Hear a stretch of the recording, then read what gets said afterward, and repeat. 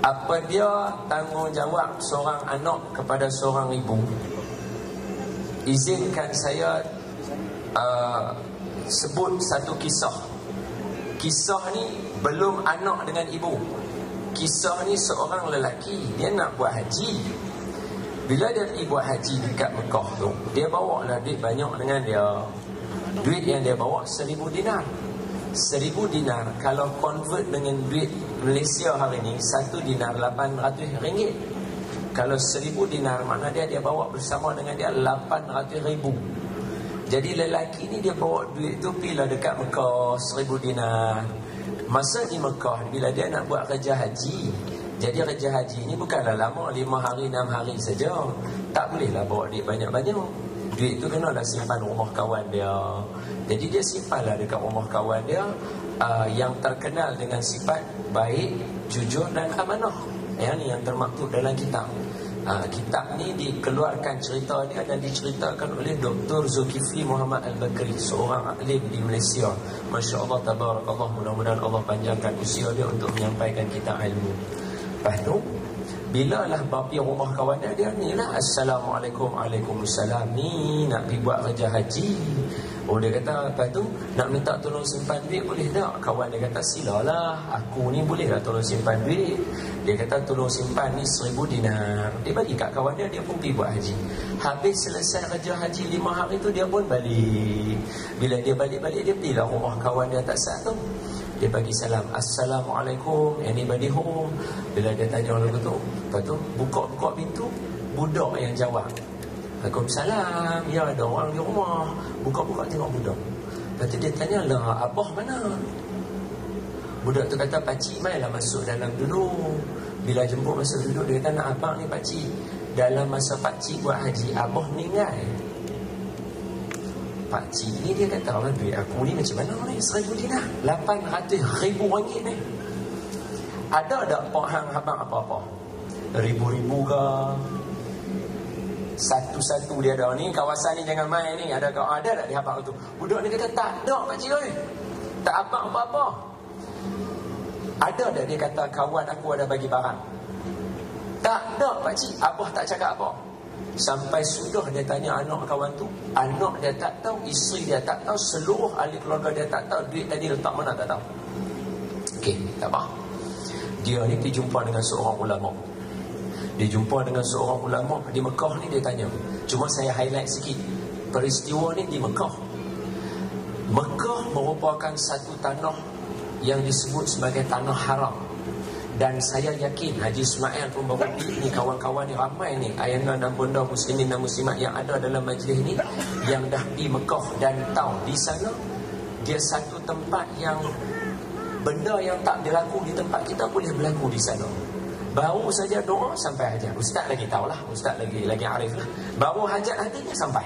Baru sampai hajat hatinya sampai. Betul tak ustaz? Jadi di Mekah ni dia pergi jumpa dengan ulama tu. Dia tanya ke ulama tu, Assalamualaikum, Waalaikumsalam, wahai tuan syekh, saya ni simpan duit dengan kawan saya. Bila saya simpan duit dengan kawan saya meninggal, saya tak tahu duit tu disimpan mana, nak buat macam mana? Maka tuan syekh tu kata, malam ni pergi dekat Telaga Zamzam. Bila sampai di Telaga Zamzam, panggil nama kawan kamu. Kalau kawan kamu daripada kalangan ahli syurga, maka dia akan menyahut panggilan kamu. Malam tu dia pergi. Dia panggil nama kawan dia 3 kali dekat Telaga Zamzam. 3 kali kawan dia tak menyahut panggilannya. Bila 3 kali kawan dia tak menyahut, esok tu dia pergi jumpa ulama tu. Dia kata, wahai tuan syekh suruh saya panggil nama kawan saya. Kawan saya tak menyahut pun panggilan saya. Tuan syekh ni kata apa? Inna lillahi wa inna ilaihi raji'un. Aku takut dia terdiri daripada kalangan orang ahli neraka. Lepas tu dia kata, macam mana dengan keadaan duit saya? Tuan syekh tu kata, ada satu lagi tempat, nama dia Telaga Barhut. Telaga Barhut ini berada di Yaman. Pergi di Telaga Barhut, panggil nama kawan kamu. Kalau dia daripada kalangan ahli neraka, dia akan menyahut panggilan kamu. Kawan ni pun naik kuda, pacu kuda, dia pergi kutuk. Dia pergi sampai di Yaman, dia pergi dekat Telaga Barhut. Ini Dr. Zulkifli cerita. Bila sampai di Telaga Barhut, dia panggil nama kawan dia. Dia panggil kawan dia punya nama bukan 3 kali, sekali je. Dia panggil kawan dia menyahut panggilan dia. Ya. Dia terkejut. Makna dia kawan dia daripada kalangan ahli neraka. Mula soalan pertama dia tanya, "Oi Mat, duit aku hang letak mana?" Alah, tujuan dia pergi itulah dia nak tanya duit. Bukan kira kawan tu neraka ke tak. Ada kawan tu dah selamat dah duduk dalam neraka lah, buat je lah. Hak dia tu duit dia. Bila dia tanya-tanya macam tu, kawan dia kata, "Hang jangan takut. Duit hang aku simpan dengan elok. Hang pilah rumah aku, hang tengok di sekian-sekian tempat dekat bawah satu pokok, aku tanam duit hang di situ. Isteri aku tak tahu, anak aku tak tahu, siapa pun tak tahu. Sebab apa?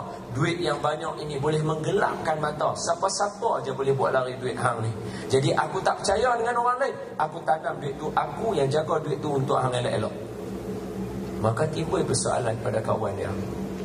Dia amanah, dia jujur, dia baik, tapi apa sebab dia masuk neraka? Sedangkan duit tadi dia boleh buat lari. Maka tanya kawan dia kepada hak kawan tu masuk neraka ni. Dia kata apa? "Wahai sahabat, apa sebab yang menyebabkan hang masuk neraka sedangkan hang begitu amanah jaga duit aku?" Dia tanya orang tu. Apa jawab kawan dia? Tuan-tuan ingat tau, ni saya abang ni.